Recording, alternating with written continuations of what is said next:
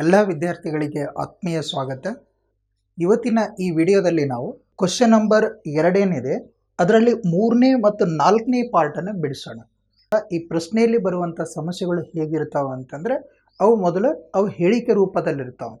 ಹೇಳಿಕೆ ರೂಪದಲ್ಲಿರುವಂಥ ಸಮಸ್ಯೆಯನ್ನು ನಾವು ಸಮೀಕರಣ ರೂಪದಲ್ಲಿ ಬರ್ಕೊಳ್ಬೇಕು. ನಂತರ ಏನಂತಂದ್ರೆ ಅದನ್ನು ವರ್ಜಿಸುವ ವಿಧಾನದಿಂದ ಅವುಗಳ ಪರಿಹಾರವನ್ನು ಕಂಡುಹಿಡಿಬೇಕು. ಓಕೆ, ಕೆಳಗಿನ ಸಮಸ್ಯೆಗಳಿಗೆ ರೇಖಾತ್ಮಕ ಸಮೀಕರಣಗಳ ಜೋಡಿಗಳನ್ನು ರಚಿಸಿರಿ ಅಂತ ಹೇಳಿದೆ ಮತ್ತು ವರ್ಜಿಸುವ ವಿಧಾನದಿಂದ ಅವುಗಳಿಗೆ ಪರಿಹಾರವನ್ನು ಕಂಡುಹಿಡಿಬೇಕಂತದೆ. ಅದರಲ್ಲಿ 3ನೇ ಪಾರ್ಟ್ ಹೀಗೆ ಹೇಳ್ತಾರೆ, 2 ಅಂಕಿಯ ಒಂದು ಸಂಖ್ಯೆಯ ಅಂಕೆಗಳ ಮೊತ್ತ 9 ಅಂತ. 2 ಅಂಕಿಯ ಸಂಖ್ಯೆಗಳ ಅಂಕಿಗಳ ಮೊತ್ತ 9 ಅಂತ ಹೇಳ್ತಾರೆ. ಇದರಲ್ಲಿರುವಂಥ ಅಂಕೆಗಳ ಕ್ರಮವನ್ನು ಅದಲು ಬದಲು ಮಾಡಿದಾಗ ಸಿಗುವ ಸಂಖ್ಯೆಯನ್ನು ಇಮ್ಮಡಿಗೊಳಿಸಿದರೆ ಅದನ್ನು ಡಬಲ್ ಮಾಡಿದರೆ ಅದು ಮೊದಲನೆಯ ಸಂಖ್ಯೆಯ 9ರಷ್ಟಕ್ಕೆ ಸಮವಾಗುತ್ತದೆ. ಆ ಸಂಖ್ಯೆಯನ್ನು ಕಂಡುಹಿಡಿಯಿರಿ. ಹೇಳಿಕೆ ದೊಡ್ಡದಿರಬಹುದು, ಬಟ್ ಬಿಡಿಸ್ಬೇಕಾಗಿತ್ತಂತಂದ್ರೆ ಭಾಳ ಸರಳ ರೀತಿಯಲ್ಲಿ ನಾವು ಬಿಡಿಸ್ತೀವಿ. ನೋಡಿ ಹೇಗಿದೆ 2 ಅಂಕಿಯ ಸಂಖ್ಯೆ. ನೋಡಿ ಇದು ಒಂದು ಫಸ್ಟ್ ತಿಳ್ಕೊಂಡ್ಬಿಡಿ. 2 ಅಂಕಿಯ ಸಂಖ್ಯೆ ಈಗ ಫಾರ್ ಎಕ್ಸಾಂಪಲ್ ಈಗ 35 ಅದಂತ ತಿಳ್ಕೊಂಡು, ಇದು 2 ಅಂಕಿಯ ಸಂಖ್ಯೆ. ಓಕೆನಾ? ಇದರಲ್ಲಿ ಹೆಂಗೆ ಬರಿತೀವಿ ನಾವು? ಇದನ್ನು ಬಿಡಿಸಿ ಬರೀರಿ ಅಂತಂದ್ರೆ ಫಸ್ಟ್ ಹೀಗೆ ಬರಿತೀವಲ್ಲ, ಇದು 30, ಇದು 5 ಅಂತ. 30 + 5 35. ಮತ್ತು ಇದನ್ನು ಸಂಕ್ಷಿಪ್ತಗೊಳಿಸಿ ಅಂತಂದರೆ ಇದು ಬಿಡಿ ಸ್ಥಾನ, ಇದು 10ರ ಸ್ಥಾನ ಇರೋದರಿಂದ ಇದಕ್ಕೆ ನಾವು 3 × 10 ಪ್ಲಸ್ ಇದು 5 × 1 ಅಂತ ಬರಿತೀವಲ್ಲ. ಇದು ಬಿಡಿ ಸ್ಥಾನದಲ್ಲಿ 5 ಇದೆ, 10ರ ಸ್ಥಾನದಲ್ಲಿ 3 ಇದೆ, ಅದಕ್ಕೆ 3 × 10 ಅಂತ ಬರಿತೀವಿ. ಒಂದು ವೇಳೆ ಇದನ್ನೇ ನಾವು XY ಅಂತ ತಿಳ್ಕೊಂಡಿವಿ ಅಂತಂದ್ರೆ ಇದನ್ನ ಹೆಂಗೆ ಸಂಕ್ಷಿಪ್ತಗೊಳಿಸ್ತೀವಿ ನಾವು? ಇದು X 10ರ ಸ್ಥಾನದಲ್ಲಿದೆ ಅಲ್ಲ, ಅದಕ್ಕೆ 10X ಅಂತ ಬರಿತೀವಿ. Y ಬಿಡಿ ಸ್ಥಾನದಲ್ಲಿರೋದರಿಂದ +Y ಅಂತ ಬರಿತೀವಿ. ಅಂದರೆ ಆ್ಯಕ್ಚುಲಿ 2 ಅಂಕಿಯ ಸಂಖ್ಯೆಯ ಅದರ ಮೂಲ ರೂಪ ಹೇಗಿರುತ್ತೆ? ಇದು XY ಅಂತ ಬರೆದ್ರೆ 10X + Y ಅಂತ ಅದರ ಬಿಡಿಸಿ ಬರೆದಾಗ, ಇದನ್ನು ವಿಸ್ತರಿಸಿ ಬರೆದಾಗ ಈ ರೀತಿಯಲ್ಲಿ ಆಗುತ್ತೆ. ಇದೊಂದು ಮಾಹಿತಿ ನಿಮಗೆ ಗೊತ್ತಿರಲಿ. ಓಕೆ, ನೆಕ್ಸ್ಟ್ ಇದರಲ್ಲಿ 2 ಅಂಕಿಯ ಸಂಖ್ಯೆ ಅದಂತಂದ್ರೆ ಹೀಗೆ ಬರ್ಕೊಳ್ಳಿ. 2 ಅಂಕಿಯ ಸಂಖ್ಯೆಯಲ್ಲಿ ಬಿಡಿ ಸ್ಥಾನ Y ಅಂತ ತಗೊಳ್ತೀನಿ, 10ರ ಸ್ಥಾನದಲ್ಲಿರುವಂಥ ಅಂಕೆಗೆ ಏನಂತ ತಗೊಳ್ತೀನಿ? X ಅಂತ ತಗೊಳ್ತೀನಿ. ಓಕೆ, ಹೀಗೆ ಬರ್ಕೊಳ್ಳ. 2 ಅಂಕಿಯ ಸಂಖ್ಯೆಯು ಹೀಗೆ ಬರ್ಕೊಳ್ಳ. 2 ಅಂಕೆಯ ಸಂಖ್ಯೆ, 2 ಅಂಕೆಯ ಒಂದು ಸಂಖ್ಯೆಯು ಏನಂತ ತಗೊಳ್ಳೋಣ ನಾವು? XY ಅಂತ ತೊಗೊಂಡ್ಬಿಡ್ತೀನಿ. XY ಆಗಿರಲಿ ಅಂತ. X × Y ಅಲ್ಲ, ಮತ್ತು ಇದು XY ಅಂತ 2 ಅಂಕಿಯ ಸಂಖ್ಯೆ. ಮತ್ತು ನೀವು X × Y ಅಂತ ತಿಳ್ಕೊಳ್ಬಾರ್ದು. XY, ಇದು Y ಅನ್ನೋದು ಬಿಡಿ ಸ್ಥಾನದಲ್ಲಿ ಇರುವಂಥ ಅಂಕೆ, X ಅನ್ನೋದು 10ರ ಸ್ಥಾನದಲ್ಲಿರುವಂಥ ಅಂಕೆ. ಬೇಕಾದ್ರೆ ಅದನ್ನು ಬರೀತೀನಿ. ಬಿಡಿ ಸ್ಥಾನದಲ್ಲಿರುವಂಥ ಅಂಕೆಯು ಬಿಡಿ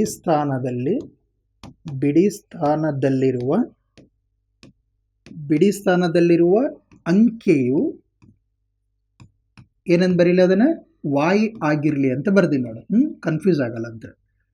Y ಆಗಿರಲಿ. 10ರ ಸ್ಥಾನದಲ್ಲಿರುವ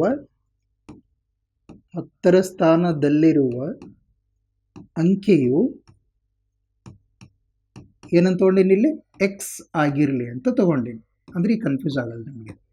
ಓಕೆ, ಸರಿ. ಈಗ 2 ಅಂಕಿ ಪ್ರಶ್ನೆ ಪ್ರಕಾರ ಹೋಗೋಣ ನಾವೀಗ. ಆಮೇಲೆ ಇದನ್ನು ಸಂಕ್ಷಿಪ್ತಗೊಳಿಸಿ ಅಂದ್ರೆ ಇದನ್ನು ಮೂಲ ಸಂಖ್ಯೆ ವಿಸ್ತರಿಸಿ ಬರೆದಾಗ 2 ಅಂಕಿಯ ಸಂಖ್ಯೆನ ವಿಸ್ತರಿಸಿ ಬರೆದು ಬಿಡ್ತೀನಿ. ಇದನ್ನು ವಿಸ್ತರಿಸಿ ಬರೆದಾಗ 2 ಅಂಕೆಯ ಒಂದು ಸಂಖ್ಯೆಯನ್ನು ವಿಸ್ತರಿಸಿ ಬರೆದಾಗ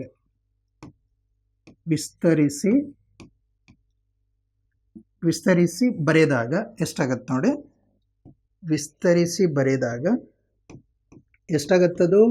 XY ಅಂತ ತೊಗೊಂಡಿದ್ದೀವಿ ಇಲ್ಲ, ಅದು ಅಂದರೆ ಏನಾಯಿತು? 10X + Y ಅಂತ ಆಗುತ್ತೆ. ಓಕೆ, ಇದನ್ನು ವಿಸ್ತರಿಸಿ ಬರ್ದೀವಿ ಅಂದರೆ 10X + Y ಅಂತ ಇದು ಗಮನಿಸಿ. ನಂತರ ಏನು ಹೇಳ್ತಾರೆ? ಅದನ್ನು ಅದಲು ಬದಲು, ಇದರಲ್ಲಿರುವಂಥ ಅಂಕೆಗಳ ಕ್ರಮವನ್ನು ಅದಲು ಬದಲು ಮಾಡಿದಾಗ ನೋಡಿ, XY ಅಂದರೆ ಹೆಂಗೆ ಬರ್ದೀವಿ ನಾವು? ಇದನ್ನು ವಿಸ್ತರಿಸಿ ಬರಿ ಅಂತಂದರೆ 10X + Y ಅಂತ ಬರ್ತೀವಿ. ಇದ್ರಲ್ಲಿ ಅದಲು ಬದಲು ಮಾಡೋಣ. ವೈ ಎಕ್ಸ್ ಅಂತ ಬರ್ದೀವಿ ಅಂದ್ರೆ ಇದೆಷ್ಟಾಗತ್ತೆ, 10y ಪ್ಲಸ್ ಎಕ್ಸ್ ಆಗುತ್ತೆ. ಇಲ್ಲೇನಾಗ್ಬಿಡ್ತು, ಅದಲು ಬದಲು ಮಾಡಿದೀವಿ ಅಂತಂದ್ರೆ ಬಿಡಿ ಸ್ಥಾನದಲ್ಲಿದ್ದದ್ದು 10ರ ಸ್ಥಾನದಲ್ಲಿ ಆಗುತ್ತೆ, 10ರ ಸ್ಥಾನದಲ್ಲಿದ್ದದ್ದು ಬಿಡಿ ಸ್ಥಾನದಲ್ಲಿ ಆಗುತ್ತೆ. ಓಕೆನಾ? ಈ ಮಾಹಿತಿಯನ್ನು ಗಮನಿಸಿ. ಬೇಕಾದ್ರೆ ಅದನ್ನೇ ಅದಲು ಬದಲು ಮಾಡಿ ಬರೆದಾಗ ಅಂತ ಬರೆಯೋಣ. ಬೇಕಾದ್ರೆ ಅಂಕೆಗಳ ಕ್ರಮವನ್ನು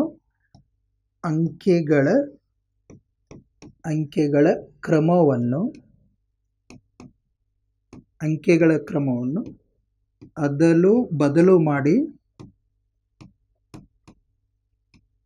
ಬರೆದಾಗ ಅದನ್ನು ಬರ್ದೀವಿ ಅಂತಂದ್ರೆ ಹೇಗಾಗತ್ತದು, ಎಕ್ಸ್ ವೈ ಇದ್ದದ್ದು ವೈ ಎಕ್ಸ್ ಅಂತ ಆಗತ್ತೆ ಅಂತ ಹೇಳಿದೀವಿಲ್ಲ. ಅಂದ್ರೆ ಇಲ್ಲಿ 10y ಆಗತ್ತೆ ಪ್ಲಸ್ ಎಕ್ಸ್ ಅಂತ ಆಗತ್ತೆ. ಓಕೆನಾ? ಈ ಟೈಪ್ ಆಗುತ್ತೆ. ಇದನ್ನು ಗಮನಿಸಿ. ನೆಕ್ಸ್ಟ್ ಈಗ ಪ್ರಶ್ನೆ ಪ್ರಕಾರ ಹೋಗೋಣ ನಾವು. ಪ್ರಶ್ನೆಯ ಪ್ರಕಾರ ನೋಡಿ, ಪ್ರಶ್ನೆಯ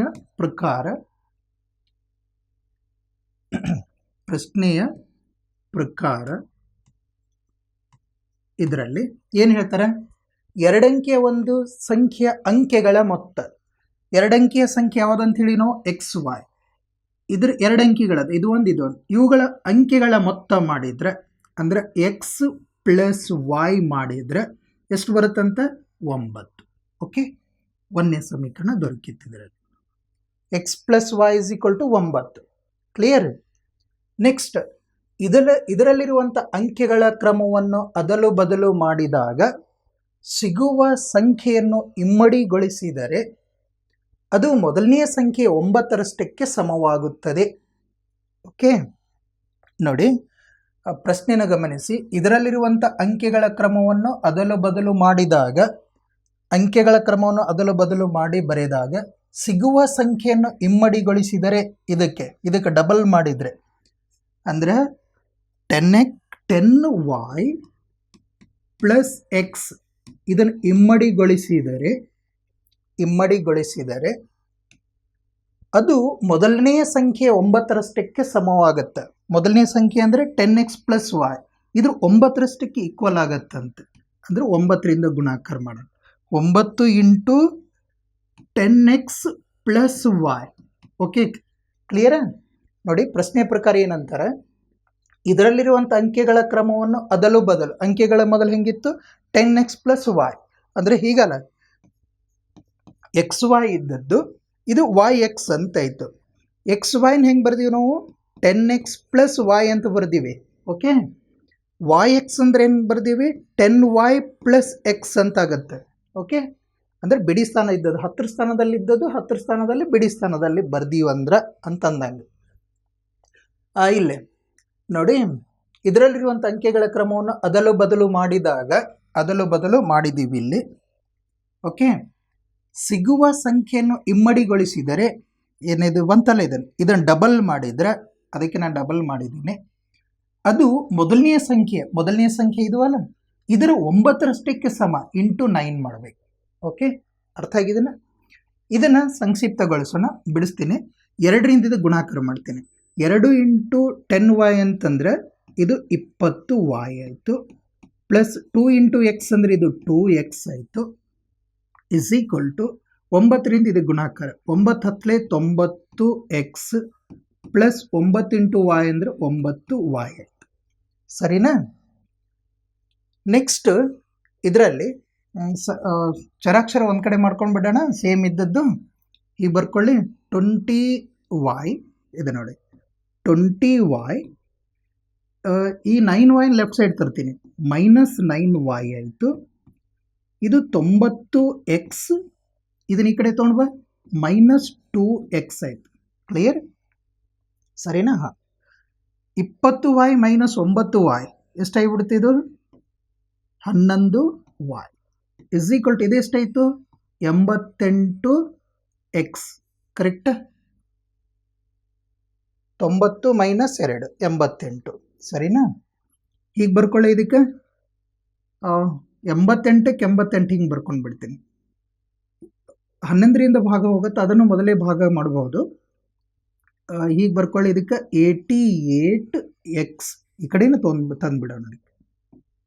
ನೋಡಿ ಹೀಗೆ 11y ಈ ಸೈಡ್ ತಂದರೆ -88x = 0. ಕ್ಲಿಯರ್?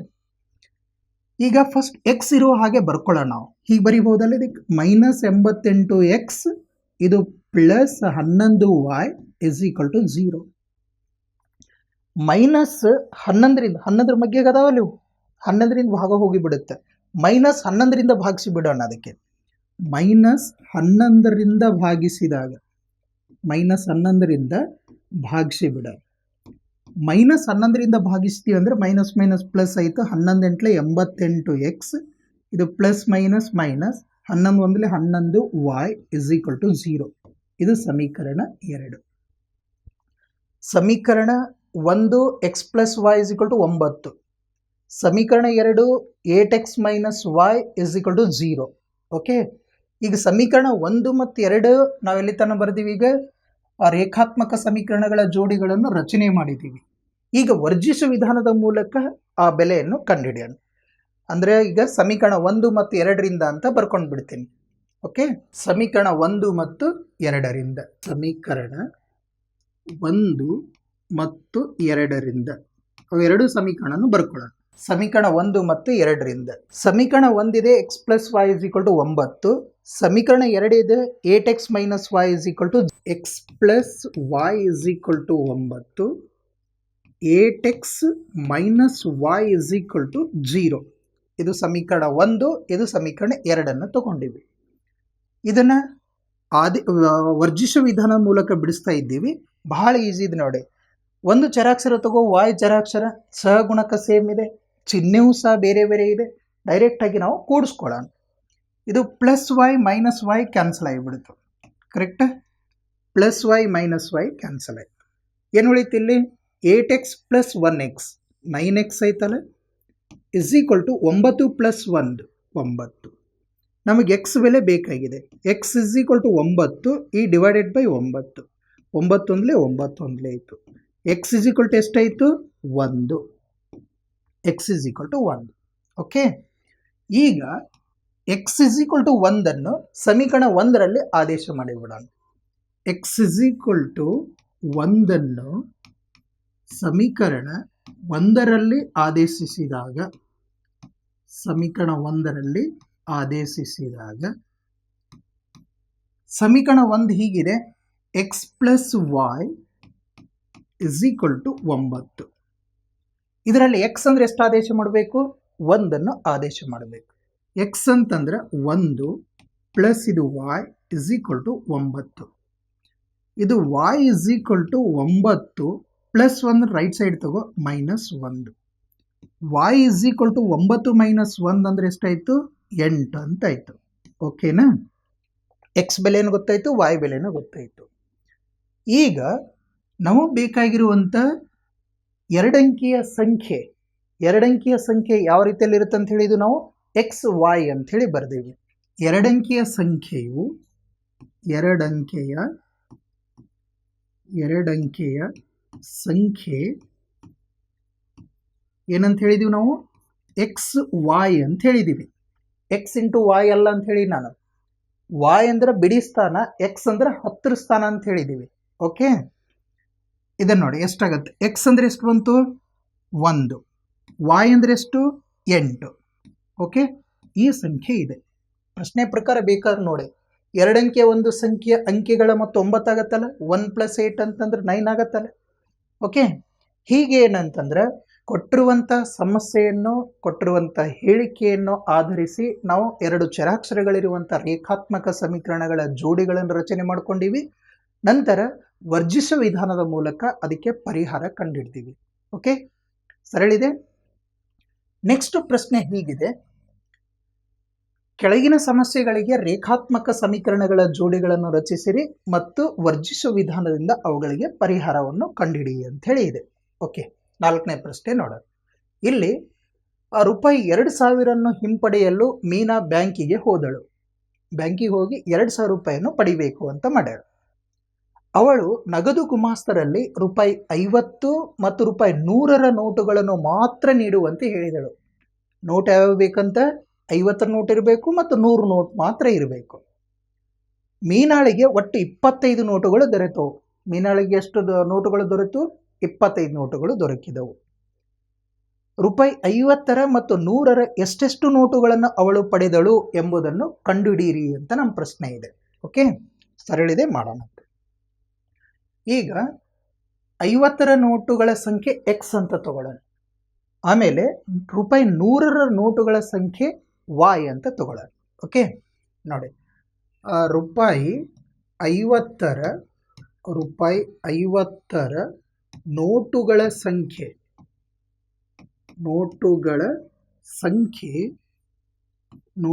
ಸಂಖ್ಯೆ ಎಕ್ಸ್ ಆಗಿರಲಿ ಅಂತ ತಗೊಂಡಿನಿ.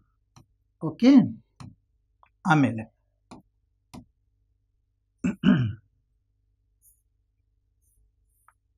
ನಂತರ ರೂಪಾಯಿ 100ರ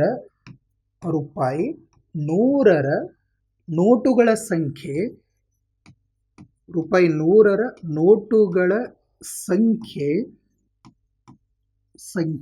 ವಾಯ್ ಅಂತ ತಗೊಳ್ತೀನಿ. ವಾಯ್ ಆಗಿರಲಿ ಅಂತ ತಗೊಳ್ತೀನಿ. ಓಕೆ, ಈಗ ಪ್ರಶ್ನೆಯ ಪ್ರಕಾರ ನೋಡಿ. ಪ್ರಶ್ನೆಯ ಪ್ರಕಾರ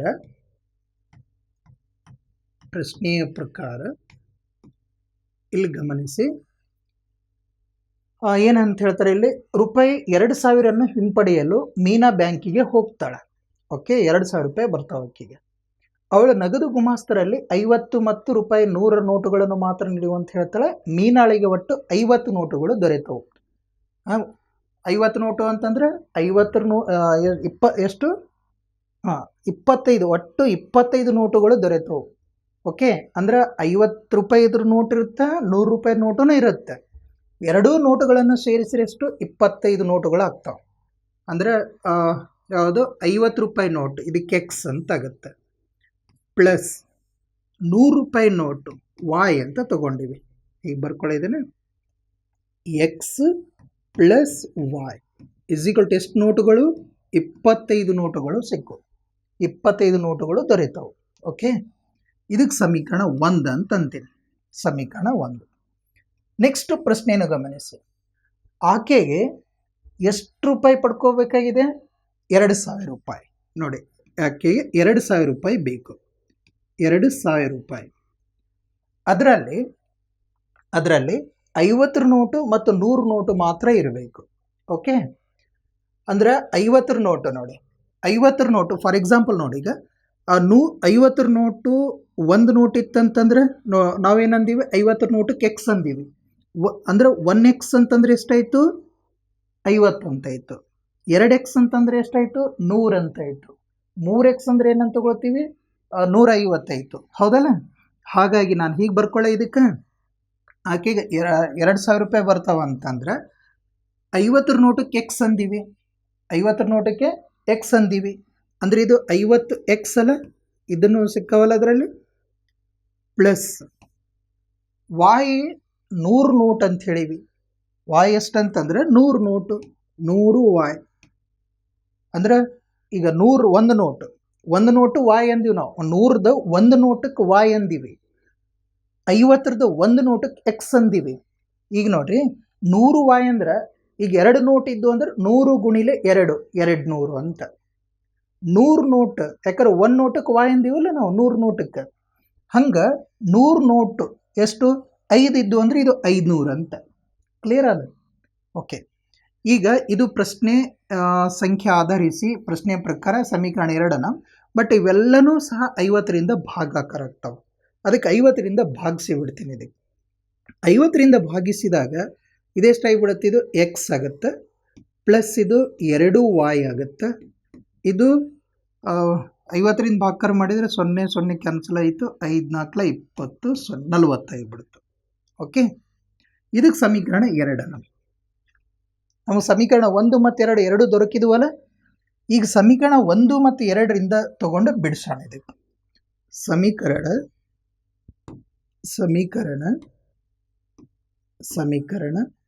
1 ಮತ್ತು 2ರಿಂದ ಸಮೀಕರಣ 1 ಹೀಗಿದೆ, X plus Y is equal to 25. ಸಮೀಕರಣ 2 X plus 2y is equal to 40. ಇಲ್ಲಿ ಗಮನಿಸಿ, ಇಲ್ಲಿ ಯಾವುದಾದ್ರೂ ಚರಾಕ್ಷರ ಒಂದು ಚರಾಕ್ಷರ ಈಕ್ವಲ್ ಇರಬೇಕಂತ ಹೇಳಿದ್ದೀವಿ. ಎಕ್ಸ್ ನೋಡಿ, ಎಕ್ಸ್ ಚರಾಕ್ಷರ ಸಹಗುಣಕ 1, ಇದ್ರ ಸಹಗುಣಕ 1 ಈಗ ಈಕ್ವಲ್ ಇದೆ. ಆಗೇನು ಮಾಡಬೇಕು, ಚಿಹ್ನೆ ನೋಡ್ಬೇಕು. ಇದ್ರ ಚಿಹ್ನೆನೂ ಪ್ಲಸ್, ಇದ್ರ ಚಿಹ್ನೆನೂ ಪ್ಲಸ್. ಎರಡೂ ಚಿಹ್ನೆ ಸೇಮ್ ಇದ್ದಾಗ ಸಮೀಕರಣಗಳನ್ನು ಏನು ಮಾಡ್ಬೇಕಂತ ಹೇಳಿನಿ, ಕಳಿಬೇಕಂತ ಅಂದೀವಿ. ಹೌದಾ? ಅದಕ್ಕಾಗಿ ನಾವೇನು ಮಾಡೋಣ, ಸಮೀಕರಣ 2 ಚಿಹ್ನೆ ಚೇಂಜ್ ಮಾಡ್ಕೊಂಡು ಬಿಡೋಣ. ಇದು ಪ್ಲಸ್ ಅಂದರೆ ಇದು ಮೈನಸ್, ಇದು ಪ್ಲಸ್ ಅಂತಂದರೆ ಇದು ಮೈನಸ್, ಇದು ಪ್ಲಸ್ ಅಂದರೆ minus. Okay, plus X minus X cancel ಆಯಿತಪ್ಪ.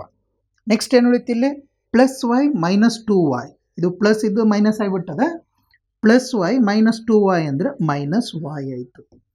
ಇದು 40, ಅದರ ಚಿಹ್ನೆ ಮೈನಸ್ ಇದೆ, ಮೈನಸ್ ಅಂದರೆ 25 ಮೈನಸ್ 40 ಎಷ್ಟಾಗಿಬಿಡುತ್ತೆ, ಇದು 15 ಆಯ್ತಲ್ಲ. ಇದು ಮೈನಸ್ ಇದು ಮೈನಸ್ ಪ್ಲಸ್ ಆಯ್ತಾ. y is equal to 15. y ಬೆಲೆ ಎಷ್ಟು ಬಂತು ಇದರಲ್ಲಿ, 15 ಅಂತ ಸಿಕ್ತು. ಕ್ಲಿಯರ್? ನೆಕ್ಸ್ಟ್ ನೋಡಿ, ಇದನ್ನು y ಇಸ್ ಈಕ್ವಲ್ ಟು 15 ಸಮೀಕರಣ 1ರಲ್ಲೇ ಆದೇಶ ಮಾಡಿಬಿಡಮ್ಮ, ಎಕ್ಸ್ ಬೆಲೆ ಸಿಕ್ಬಿಡುತ್ತೆ. Okay, y is equal to 15 y is equal to 15 ಸಮೀಕರಣ 1ರಲ್ಲಿ ಆದೇಶಿಸಿದಾಗ, ಸಮೀಕರಣ 1ರಲ್ಲಿ ಆದೇಶ ಮಾಡೋಣ. ಸಮೀಕರಣ 1ರಲ್ಲಿ ಆದೇಶಿಸಿದಾಗ ಸಮೀಕರಣ 1 ಹೀಗಿದೆ, X plus y is equal to 25, x plus y is equal to 25 ಅಂತ ಹೇಳಿದೆ. y ಬೆಲೆನ ಆದೇಶ ಮಾಡೋಣ. ಇದು ಎಕ್ಸ್ ಆಯಿತು, ಪ್ಲಸ್ y ಅಂದರೆ 15 ಇದೆ, ಇಸ್ ಈಕ್ವಲ್ ಟು ಇದು 25. ಸಂಖ್ಯಾ ಪದ ಒಂದು ಕಡೆ ಮಾಡ್ಕೊಂಡು ಬಿಡೋಣ. X is equal to 25 plus 15 ಈ ಕಡೆ ತಂದರೆ minus 15. X is equal to ಎಷ್ಟಾಯಿತು, 10 ಅಂತ ಆಯ್ತು ಇದರಲ್ಲಿ. ಕರೆಕ್ಟ್? 25 ಮೈನಸ್ 15 ಅಂದರೆ 10 ಅಲ್ಲ. ಎಕ್ಸ್ ಬೆಲೆನೂ ಗೊತ್ತಾಯಿತು, y ಬೆಲೆನೂ ಗೊತ್ತಾಯಿತು. ಇಲ್ಲಿ ನೋಡಿ, ಇವೆರಡನ್ನೂ ಸೇರಿಸಿ 25 ಆಗ್ತಾವಲ್ಲ. ನಾವೇನಂತೀವಿ, ಎಕ್ಸ್ ಅಂತಂದರೆ 50 ನೋಟ್, 50 ನೋಟ್ ಎಷ್ಟು ಸಿಕ್ಕು, 10. ಆಮೇಲೆ y ಅಂದ್ರೆ 100 ನೋಟುಗಳು, 100 ನೋಟ್ ಎಷ್ಟು ಅದಾವ, 15. ಅಂದರೆ ಇದು 1500 ಪ್ಲಸ್ ಇದು 500 ಆಗಿಬಿಡುತ್ತೆ, 200 ರೂಪಾಯಿ ಬಂದು ಅಂತ, 200 ರೂಪಾಯಿ ದೊರಕಿದು. ದೇರ್ ಫೋರ್ ಪ್ರಶ್ನೆ ಪ್ರಕಾರ ನೋಡಿ, ರೂಪಾಯಿ 50 ಮತ್ತು 100 ಎಷ್ಟೆಷ್ಟು ನೋಟುಗಳನ್ನು ಅವಳು ಪಡೆದಳು ಅಂತದೆ. ಇದನ್ನೇ ಬರೆಯಲು 50 ನೋಟುಗಳ ಸಂಖ್ಯೆ, ರೂಪಾಯಿ 50 ನೋಟುಗಳ ಸಂಖ್ಯೆ, ನೋಟುಗಳ ಸಂಖ್ಯೆ ಎಷ್ಟಂದೀವಿ ನಾವು, ಎಕ್ಸ್ ಅಂದೀವಿ. ಇಲ್ಲಿ ಎಕ್ಸ್ ಅಂದರೆ ಎಷ್ಟು, 10 ಅದಾವ. ಹಾಗೇನೆ ರೂಪಾಯಿ 100ರ ನೋಟುಗಳ ಸಂಖ್ಯೆ, ನೋಟುಗಳ ಸಂಖ್ಯೆ ಏನಂತ ಹೇಳಿದ್ದೀವಿ, y ಅಂತ ಹೇಳಿದ್ದೀವಿ. ಹೌದಲ್ಲ? y ಅಂದರೆ ಎಷ್ಟು, 15 ನೋಟುಗಳು. ಇವೆರಡು ನೋಟುಗಳನ್ನು ಕೂಡಿಸ್ರಿ 25 ಆಗ್ತಾವ. ಮೀನಾಳಿಗೆ ಒಟ್ಟು 25 ನೋಟುಗಳು ದೊರೆತಾವೆ. ಅಂದ್ರೆ 50 ನೋಟು 10 ಅದಾವ, 100 ನೋಟುಗಳು 15 ಅದಾವ. ಓಕೆ, ಅರ್ಥ ಆಯ್ತಾ? ಕ್ಲಿಯರ್? ನೆಕ್ಸ್ಟ್ ವಿಡಿಯೋದಲ್ಲಿ ನಾವು 5ನೇ ಪಾರ್ಟನ್ನು ನೋಡೋಣ. ಇದೇ ಅಭ್ಯಾಸದಲ್ಲಿರುವಂಥ ಪ್ರಶ್ನೆ ಸಂಖ್ಯೆ 2ರಲ್ಲಿರುವಂಥ 5ನೇ ಪಾರ್ಟಿನ ಪ್ರಶ್ನೆಯನ್ನು ಬಿಡಿಸೋಣ ಅಂತ. ಓಕೆ.